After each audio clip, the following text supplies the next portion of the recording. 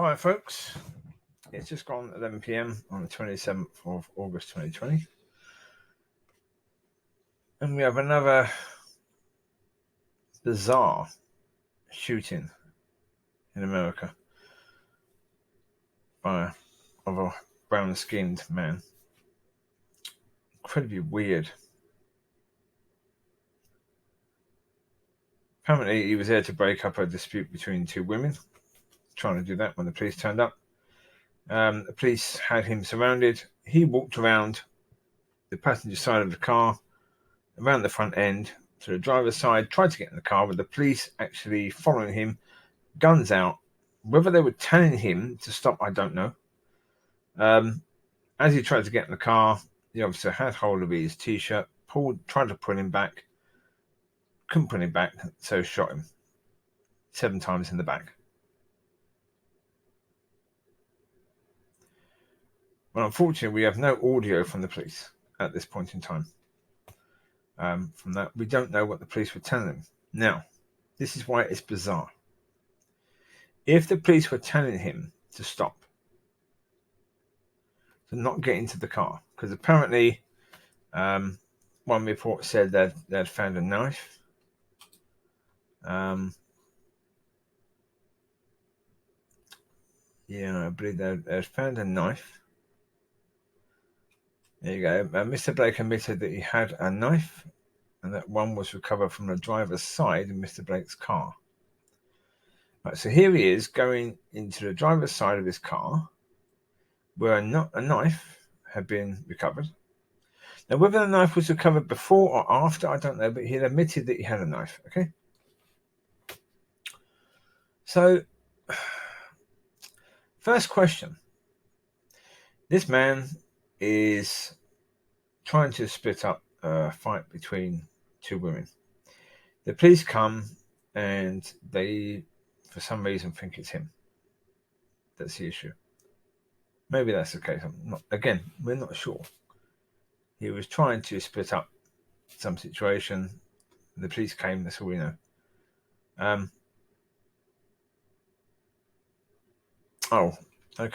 Says a female caller reported that her boyfriend was present but was not supposed to be on the premises. Okay, so the police came. Now, after the incidents we've already seen that have sparked off all these protests and these Black Lives Matter rubbish. Because again, let's separate Black Lives Matter from the true horror of what's been happening. I don't think Black Lives Matter represent these situations in any way, shape or form. But we've had all of that. We've seen all of that, all these people. Rayshard Brooks, George Floyd, and many others. Says Jacob Blake.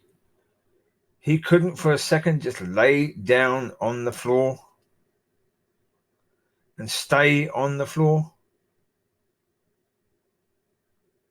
Just stay on the floor. Even if the police attempt to get up, stay on the floor.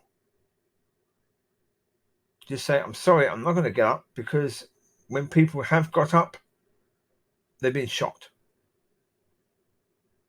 Yeah, you put the cuffs on me, you put me where you want me, then you go and do your questions, you go and do your searches, you go and do all that crap.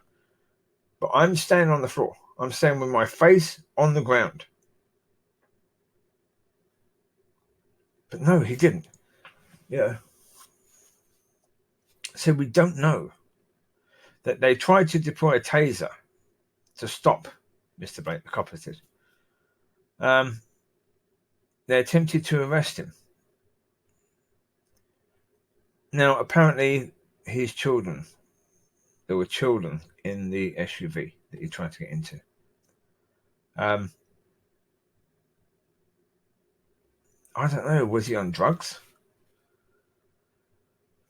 Don't know. I mean, the reason why I say was he on drugs isn't because he was brown-skinned. It's because the police have guns pointed at you. You try to get into an SUV. What are you doing? It seems very much like suicide by cop.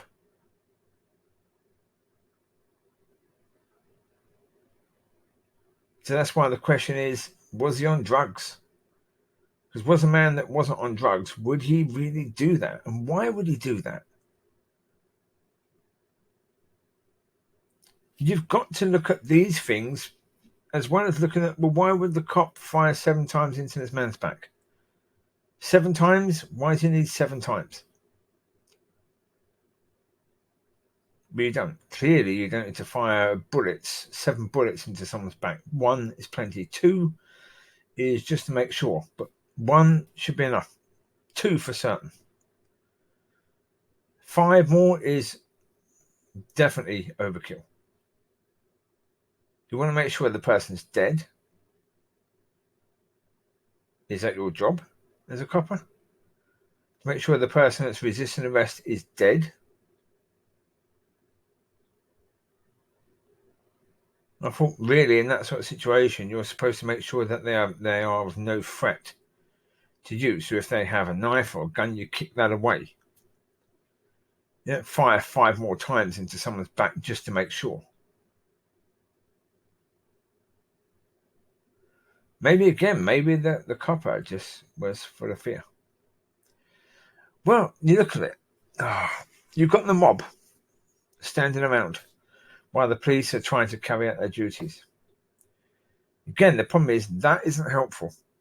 If you are a pinky-skinned copper in America and there's all this tension and you carry a gun and you've got all these people videoing you, all these people sort of crying out, don't shoot, don't shoot, don't shoot, don't shoot. And you feel all this tension in the air. That's not going to help. Panicky, really. Not good. That's what I say. When you talk about this issue, you've got to talk about the issue, all of it.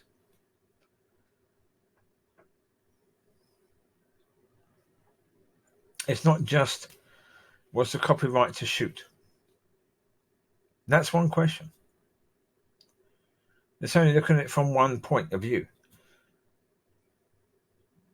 Was Jacob Blake right to do what he was doing? What was he doing? Why would he do that? Was he trying to be shot? Because, okay, you got your kids in the car, right? What's better for your kids to see? You submitting to the police or you being killed by the police?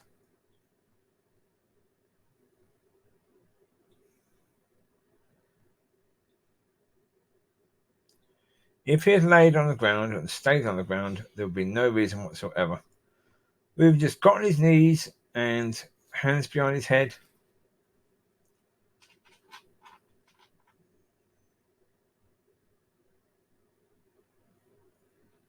But the fact that he'd already admitted he has a knife, he's going into his car. As far as the police are aware, he's going to go and get a knife.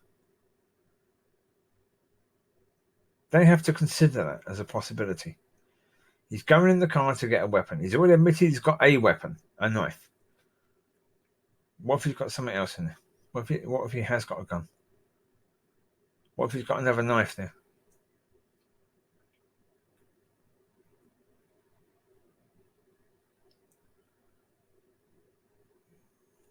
Yeah, so it's an incredibly difficult situation, to say the least. Really, really difficult. But that's where, certainly, I think from a point of view of a social investigation, you've got to look at the actions of all the people involved. All the people involved.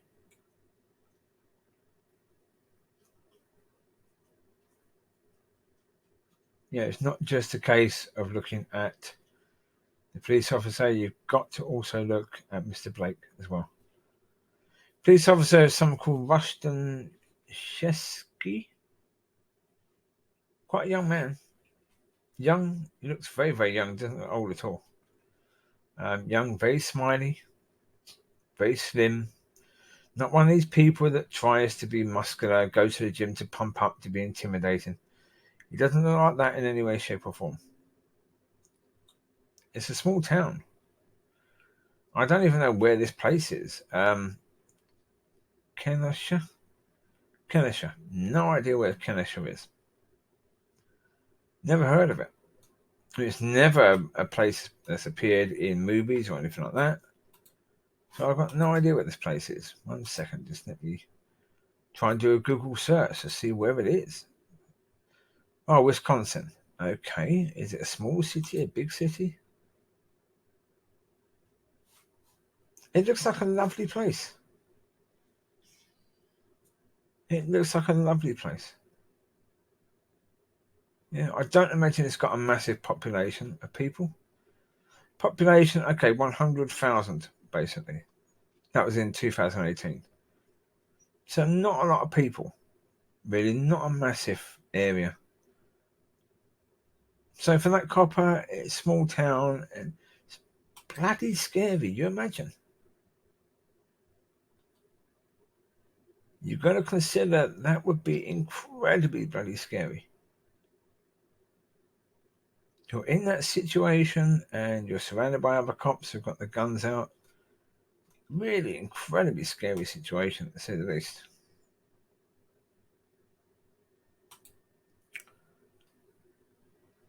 Don't know. I mean, what on earth is going on? There's a video of it, and I will include the video.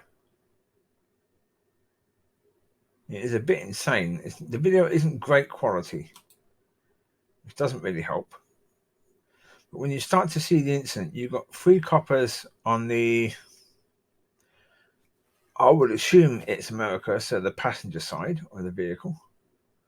But you can't see Jacob Blake at this point in time. You go ahead, but he suddenly appears. It looks like he's got out of the passenger side, or no, actually, he just pops up, which is really weird. He's not there at all. Just pops up. There's another officer there now, who was also lower down, that tries to tase him by the looks of it. Yeah, I think that's a taser. Yeah, didn't work. No, that's the officer who killed him. So that's a gun. He's following with a gun. Weird. Right, so the officer who shot him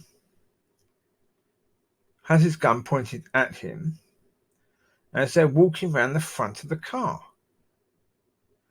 Now, it says the taser didn't work. There's about 5 officers there. How many tasers have they got? Just one?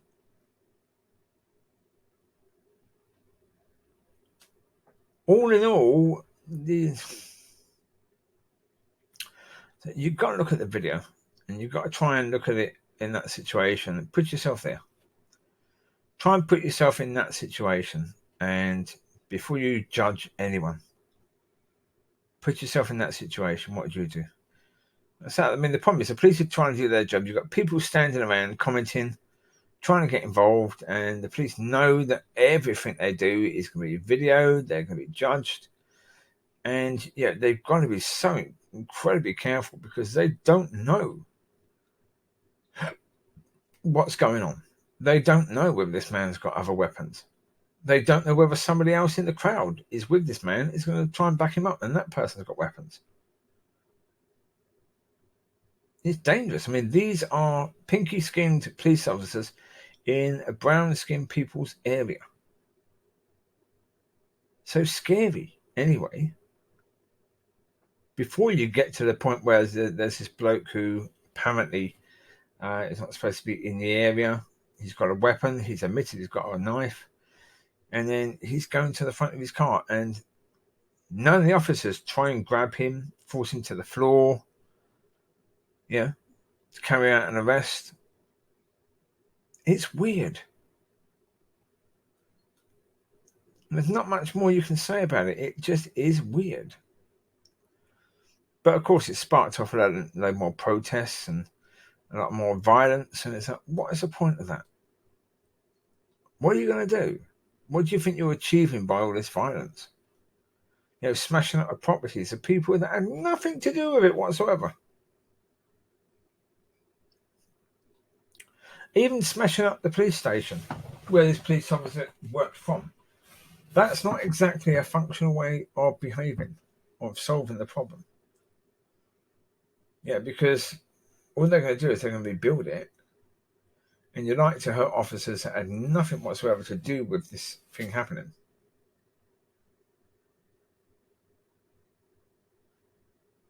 If you want to do something about it, target the mayor, target the governor, target the senator in your area, or in that area. Target those people, the police chief. Target the people that actually have the authority and the ones who decide how the police behave in the area. Don't target the people on the ground. They have no say. They have no power whatsoever in really deciding how they carry out their duties. That's the people above.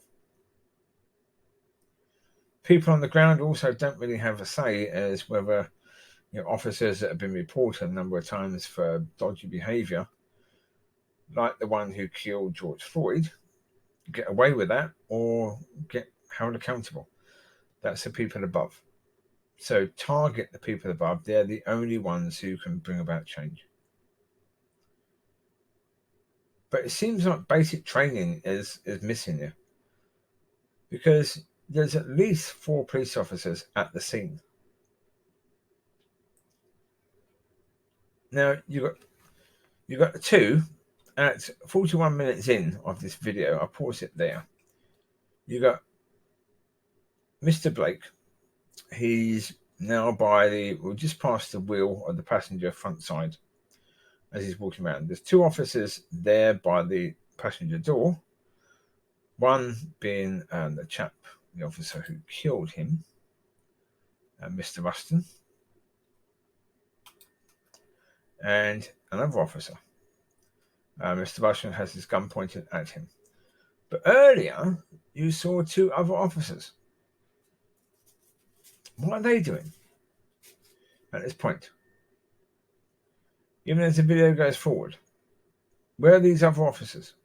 They've just disappeared. They're not there anymore. Where are they gone? So the other 2 officers that were there have just disappeared. What they should be doing, as the 2 officers are following Mr. Blake around the car, the other 2 officers should come the other way to block entrance to the driver's door. They should come round to block that entrance, so this man cannot get into his car at all. Keep him around the bonnet area of the car.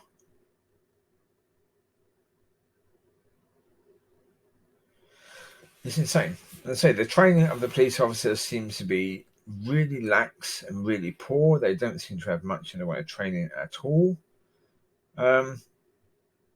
Awful situation. Again, it's, you've got to look at it from the point of view, as I said, I started this video looking at Mr. Blake and his actions. So why on earth would he do what he's doing? If they try to taser you, you get on the blinking floor. You realise this is serious. If the taser doesn't work, they're going to get a gun out. That's the next thing they're going to get out, right? In America, that's what they're going to do. Because the first thing they do, they tell you to stop. You don't stop. Taser comes out. Taser doesn't work. Okay, gun comes out. That's the order. If you don't know that, then, excuse me, how do you not know that? You live in a community of people that talk about abuse of the police all the time. How do you not know the process?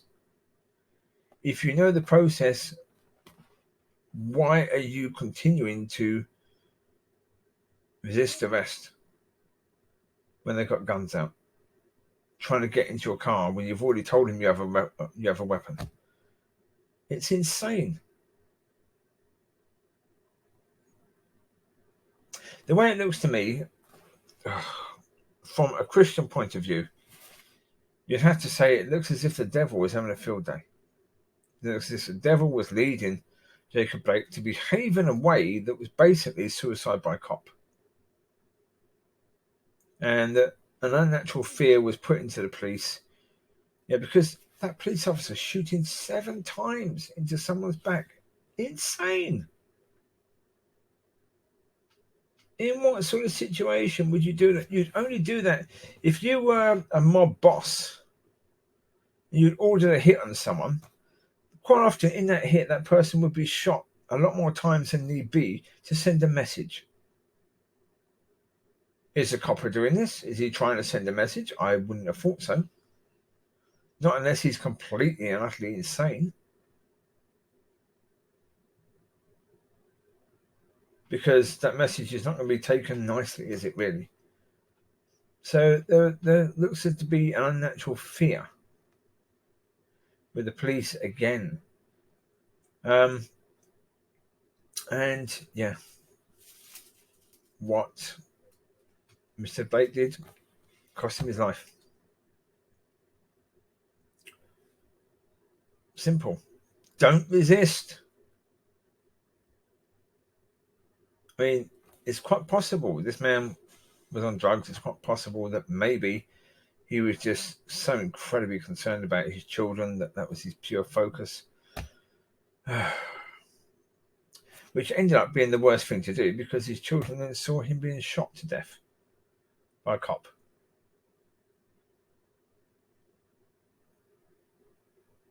So either way, Mr. Blake is now dead. He's even in heaven looking down and saying, what a stupid fool I was. Why didn't I just lay on the bloody ground? Why didn't I just do that?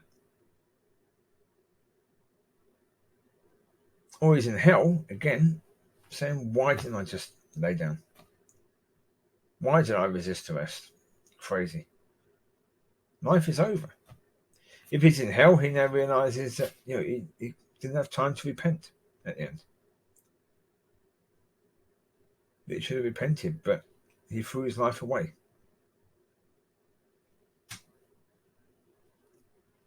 Because he did. Because in America, I know I'm pinky skinned. I know if I go to America and I resist arrest, there's a bloody good chance I'm going to be shot to death. I know that. I don't live in a community of people when they're talking about the abuse, systematic abuse of police on us and how the police want to kill us. He did.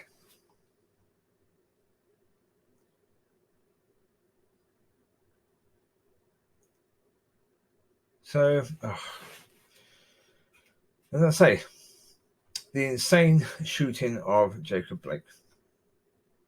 That's to be the title of this video because it is insane. Absolutely insane. Everything about it, as I say, it looks demonic. Why would he do what he did? Then why would the police officer shoot him 7 times?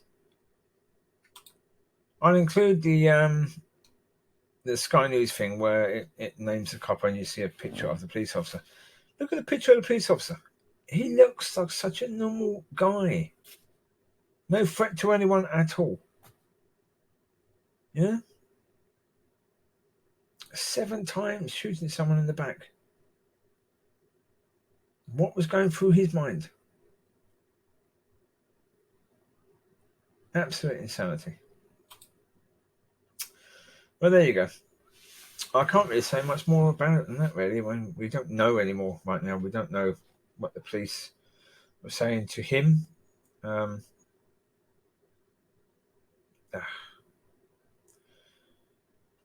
bit of insanity, which is just going to drive the discourse, isn't it, really? I mean, even that discourse, the amount of anger and hatred on the streets, that's why there's so much violence, is again demonic. It's dark, to say the least. So, yeah.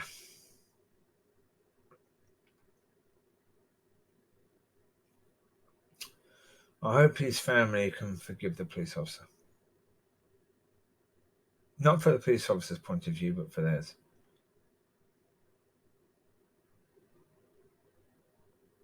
They need to deal with their pain and be set free from it. If they don't forgive the police officer, they will never be set free from it. That's reality. So you take care. God bless. I will speak to you soon. Bye-bye.